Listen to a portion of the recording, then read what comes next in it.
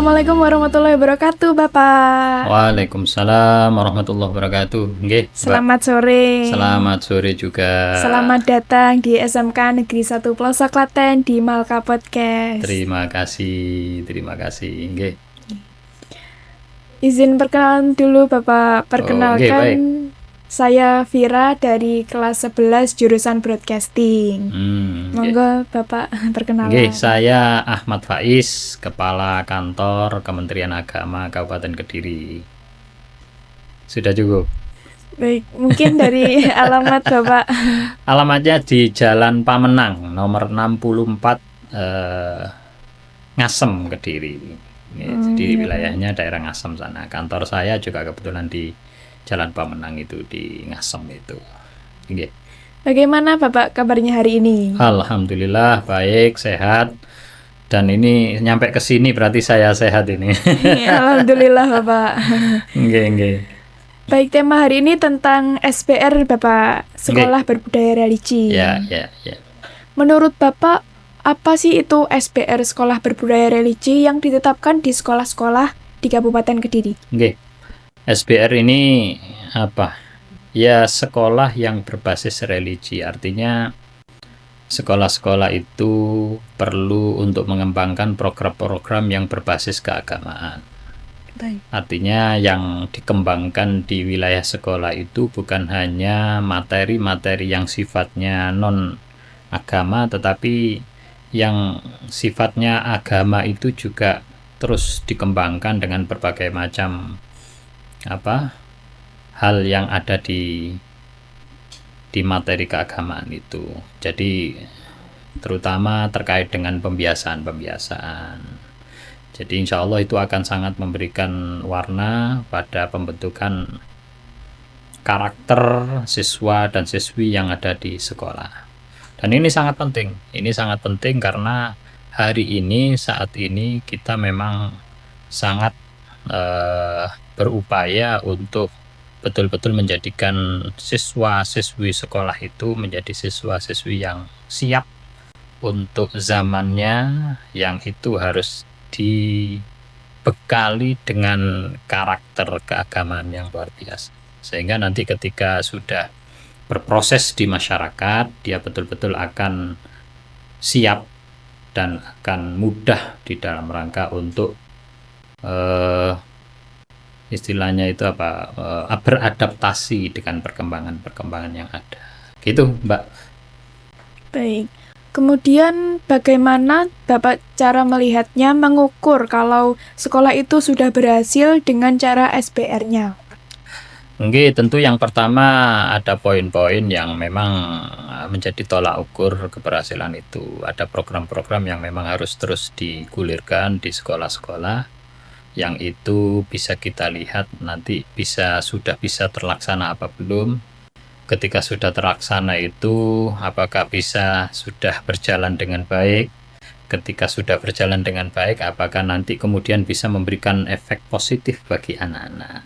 Ketika itu nanti sudah bisa memberikan efek yang baik, yang positif bagi anak-anak, tentu itu menjadi program yang sangat luar biasa, yang tentu itu harapannya memang akan bisa memberikan warna, memberikan hal yang positif pada anak-anak, sehingga anak-anak betul-betul siap dalam rangka untuk menuju pada jenjang pendidikan yang berikutnya, terlebih ketika nanti masuk pada masyarakat secara real di dunia yang sesungguhnya.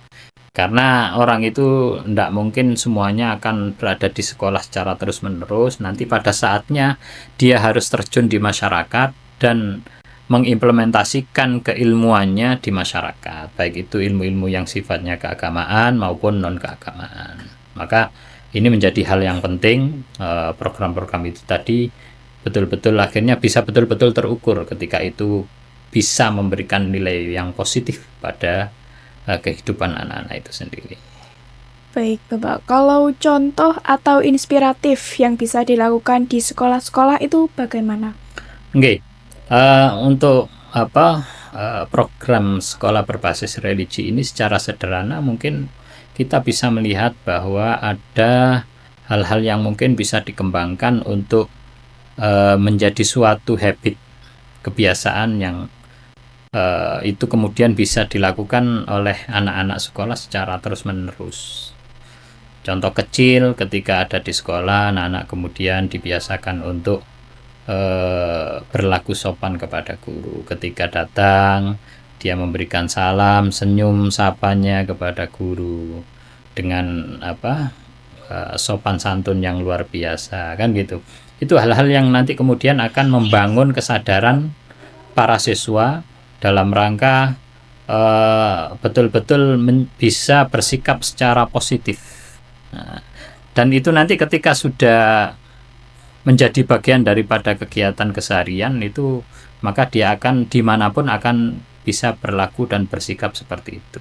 Nah, inilah yang diharapkan nanti kemudian itu menjadi habit, menjadi kebiasaan yang itu nanti akan terus menjadi bagian daripada perilaku keseharian seorang siswa.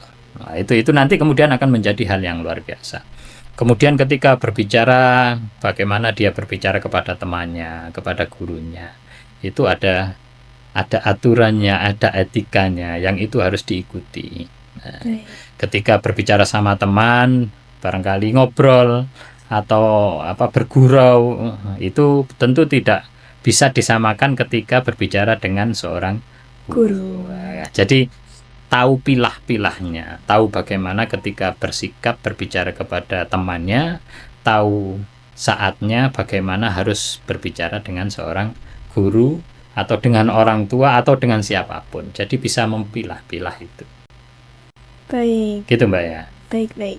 Kemudian nilai-nilai religius itu apakah penting untuk semua sekolah melaksanakan atau memberikan religius kemudian itu? Iya, tentu sangat penting. Bagian dari kehidupan kita itu yang tidak bisa terpisah adalah kehidupan keagamaan kita. Maka itu adalah hal yang harus terus ditanamkan pada diri anak. Jadi seperti kita selalu mencontohkan kenapa di sekolah-sekolah itu harus ditradisikan, dibiasakan anak-anak untuk sholat berjamaah umpamanya. Kenapa kok demikian? Karena sholat itu kita pahami, kita yakini sebagai salah satu bentuk ibadah yang akan bisa membentuk karakter anak. Makanya ini kemudian harus terus kita upayakan agar itu terus bisa dilaksanakan. Dan itu bukan hanya dilaksanakan, tetapi bisa didirikan. Bahasanya dalam bahasa agama itu ada iqomah, ada didirikan. Artinya dia betul-betul bisa menjaga bahwa memang dia punya kewajiban untuk terus dan selalu melaksanakan ibadah sholat itu. Itu contoh terkait sholat. Maka aspek-aspek keagamaan ini yang perlu terus dimunculkan sehingga itu akan menjadi bagian penting yang terinternalisasi di dalam dirinya, di dalam perilakunya, di dalam sikapnya, sehingga seorang anak atau seseorang itu tidak akan mudah tergoyah ketika mengalami hal-hal yang mungkin tidak sesuai dengan apa yang diharapkan. Karena kita tahu bahwa saat ini perubahan, pengaruh efek yang ada di perkembangan kita, sekitar kita ini luar biasa kan gitu. Nah, untuk memfilter itu, maka kita harus mempunyai kekuatan spiritual yang harus terus kita kembangkan sehingga nanti kita betul-betul bisa memfilter semua yang ada dan berkembang di lingkup sekitar kita. Baik, terima kasih Bapak. Kemudian pesan atau harapan yang Bapak ingin sampaikan kepada sekolah-sekolah lain yang mungkin belum mendirikan tentang SBR. Tentu kita sangat berharap sekolah berbasis religi ini bisa diimplementasikan di semua lingkup sekolah yang ada. Karena ini merupakan upaya penting yang harus terus kita kembangkan agar anak-anak nanti betul-betul bisa menjadi anak-anak yang berkarakter, yang beretika, yang berakhlakul karimah. Kita sering mengetahui ungkapan adab itu ada di atas ilmu. Artinya etika, akhlakul karimah itu jauh lebih penting daripada sekedar kita itu berilmu, sekedar kita itu pintar. Karena ketika orang berilmu, ketika orang pintar tetapi tidak diiringi dengan adab, dengan etika, dengan akhlakul karimah, maka kepintaran itu, keilmuan itu akan tidak bisa secara maksimal menjadi bagian penting yang akan mempengaruhi dalam hidupnya. Tetapi ketika keilmuan itu dibarengi dengan akhlak yang baik, maka insya Allah itu akan menjadi sesuatu yang luar biasa. Makanya ini kenapa di sekolah-sekolah harus terus dikembangkan namanya sekolah berbasis religi, agar anak-anak semuanya terbentengi kehidupan kesehariannya dari hal-hal yang negatif yang sangat mungkin saat ini terjadi dan muncul di masyarakat sekitar kita. Gitu, Mbak. Baik, terima kasih Bapak atas penjelasannya. Terima kasih. Terima kasih juga atas waktunya telah menyempatkan datang di Melka Terima Podcast. kasih. Mudah-mudahan di SMK Negeri 1 Negeri 1 Klaten. Pelosok Klaten ini juga bisa dilaksanakan secara baik, secara Amin. maksimal, secara luar biasa. Amin. Dan yakin nanti ke depan siswa-siswinya juga akan menjadi generasi-generasi yang juga luar biasa. Amin, Amin, amin. amin, amin. Oke. Terima kasih Bapak. Terima Assalamualaikum kasih kembali. warahmatullahi wabarakatuh. Waalaikumsalam warahmatullahi wabarakatuh.